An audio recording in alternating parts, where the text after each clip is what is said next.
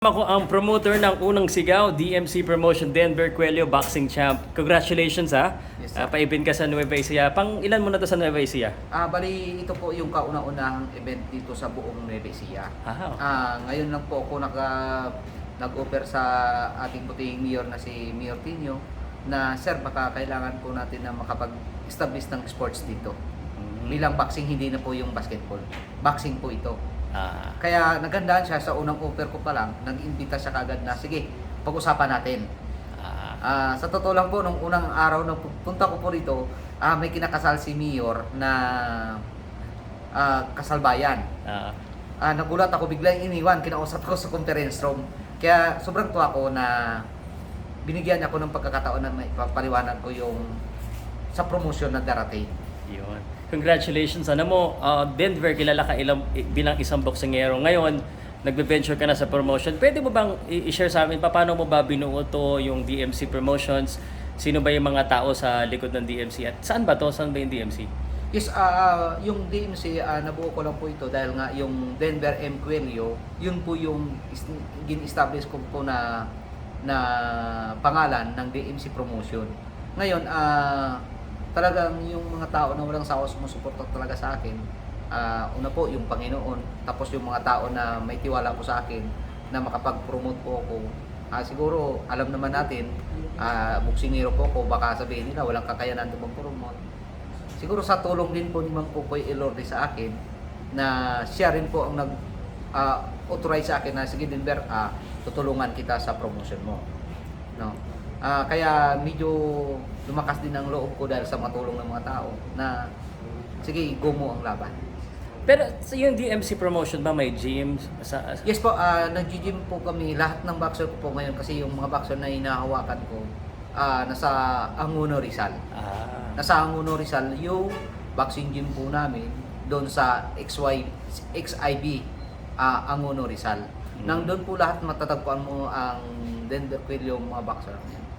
Nakita ko nga si Gino, pinopromote mo pangalawang beses. Sino-sino ba ang mga boksingero na aabangan namin sa DMC Promotions? Yes, nandito rin po yung si Mansito. Nag-i-stay out po sa akin, naghingi po siya ng tulong sa akin.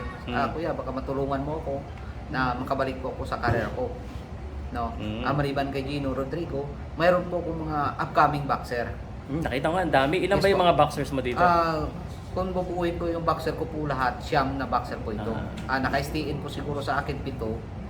Ngayon, may marami pa pong nagme-message sa akin na lalaban para sa magpapasok sa DMC Promotion. Pwede pa ba? Parang ang dami na. Pwede? Yes po, ako naman po, hindi naman na po ako nagsasawa doon dahil nga yun nga po yung buhay ko po siguro dahil nga bilang isang boksingero, nandun na po yung buhay ko. Siguro talagang yung goal ko po talaga na tutulong ako sa mga boksingero. Paano kunwari may nanonood nito na interested na sumali sa DMC Promotions or maging boxer mo, anong gagawin nila? Yes po, unang-una po sa lahat, may katulad sa kay Sir Pao, pwede nyo po siya may i-message din po na kung Sir Pao kung paano kami makapunta kay Kuya Denver. Okay. Siyempre magme-message din sa akin si Sir Pao na sige, titingnan natin yung mga bata. Kasi hindi rin naman tayo na magbibigay ng puhunan basta-basta na hindi natin makikita yung tao. Tama naman. Siguro matanong din kita, anong plano mo sa DMC? Kasi magkakasunod ng event mo, may plano bang ilang event sa mga lugar? O kaya yung baka may mga lugar kang gustong puntahan o gusto makipag-partner sa'yo, paano yun? Yes, yung gusto makipag-partner sa akin, siguro malayo kasi ang goal ng DMC. Dinadandaan ko po ngayon, by October at saka December makapag-promote ako ulit ng dalawang beses bago mag-close taong ito, makapag-promote po ako ulit. Kaya siyempre hindi ko naman sinasabi na kaya ko mag-isa. Siyempre may mga tumutulong din po sa akin ng mga tao para mabuo ko po yung isang malaking promotion. Kasi may goal po ako by December, may mga kausap po ako na tutulong sa akin by December na may big event kami na gagawin. For Antipolo sana. No? Pero may time na nagbabago kasi yung nature natin, yung panahon natin. Baka malay natin kasi yung congressman dito ng Nueva Ecija, baka bukas pag nakausap po namin, tsaka pumayag bang by December na big event na sinasabi natin, sa Gapan Nueva Ecija naman ang gagawin ng big event na mismo. Yun, actually, second event mo, meron ka na kagad import from Indonesia. Yes po, Galing nun. sa tulong po ni Mayor Ante at saka ni Vice Mayor GC at saka sa mga konsyal para mabuo ko po ito, Okay. yung event na ito. Sige, ano na lang, baka may imbitahan mo sila sa unang event mo dito sa Nueva Ecija, sa mapapanood, at yung sa live at saka sa venue.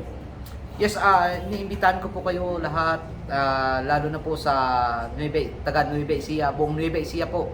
Unang sigaw po ito ng Nueva Ecija, first time po in history na mangyayari po ito. Wow. Kaya ini-invite ko po kayo, pag hindi po kayo makapunta sa venue, dito lang po sa DM Complex, pwede nyo po ito mapapanood ng live sa Paukas and Ilordi TV. Suportahan po natin yung mga local boxer po natin para makabuo po tayo ulit ng mga darating ng mga world champion. Okay. Thank you, sir. Meron ka pa last message? Okay na?